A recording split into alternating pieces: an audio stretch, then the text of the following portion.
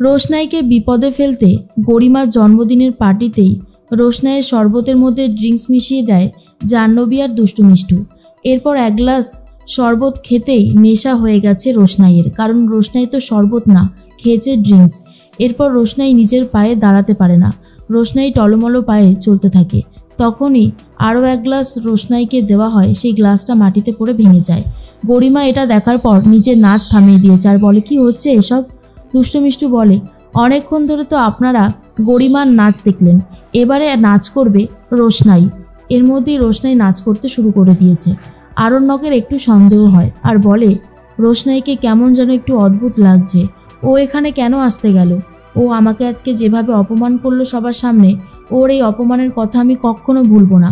সবার সামনে আমার বাড়ির প্রত্যেকে ছিল, এমনকি গরিমার মায়ের সামনে আমার মাথাটা নিচু করে দিয়েছে। আর অন্যদিকে নাচতে নাচতে রোশনাই ভাবে, স্যারজি আপনার যদি আমাকে ফুল আর কেক দেওয়ারই থাকতো, আপনি নিজে এসে কেন দিলেন না? আপনি এভাবে আমাকে অপমান করতে পারেন না। নাচ থামিয়ে দিয়ে রোশনাই আরণ্যকের জামার কলার ধরে বলে, তুমি আমাকে এই ফুল আর কেক দিয়েছো কেন? কোন অধিকারে তুমি আমাকে ফুল আর কেক দিয়েছো? আরণ্যক তখন বলে, এসব তুমি কি বলছো?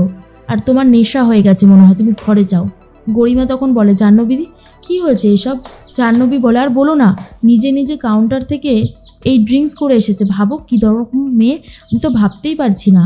তখন অন্যদিকে রাজা বলে, জাহ্নবী আর দুষ্টু মিষ্টু যেটা করেছে একদমই ভুল করেছে, পুরো পার্টিটা নষ্ট করে দিচ্ছে।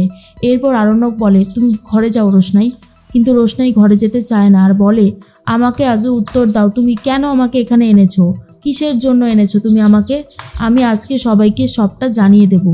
গরিমা শুনে চমকে যায় আর জিজ্ঞেস করে, আরণ্যক ও কোন সত্যিটা বলার কথা বলছে? আরণ্যক বলে, সেটা আমি কি করে বলবো? এরপর রোশনাইকে নিয়ে যেতে চায় আরণ্যক, কিন্তু গরিমা থামিয়ে দিয়ে জিজ্ঞেস করে, কি হয়েছে বলো তো? আর তখন বারবার জামার কলার ধরতে থাকে রোশনাই আরণ্যকের, যেটা দেখে ঠাস করে এক চড় মেরে দিয়েছে রোশনাইকে গরিমা। রোশনাই কাঁদতে শুরু করে আর বলে, আমি তো সবটা বলতেই চাইছিলাম, আমাকে কেন তুমি চড় মারলে গরিমা দিদি? এরপর মিনি রোশনাইকে ঘরে নিয়ে যায় আর সেখানে সবাই মিলে এসে গেছে আর বলে, রোশনাই তুমি এই অন্যায়টা কেন করলে বলো তো? তার মধ্যেই রোশনাই বলে, আমি কি অন্যায় করেছি? এখনও তো আমি সত্যিটা বলিনি, আমি এইবার সবাইকে সত্যিটা বলে দেব। আমি আর চেপে রাখতে পারছি না। আমার গ্রামের বাড়িতে বেনারসে স্যারজি আমার সাথে ঠিক কী করেছে আমি বলবো। এরপর রোশনাইকে আরণ্যক বারণ করে, কিন্তু রোশনাই তখন বলে, থামুন তো আপনি, অনেকক্ষণ ধরে আমাকে বারণ করছেন, নিজে তো আমার সামনে এলে বকবক বকবক করতে থাকেন, এখন চুপ করে আছেন কেন?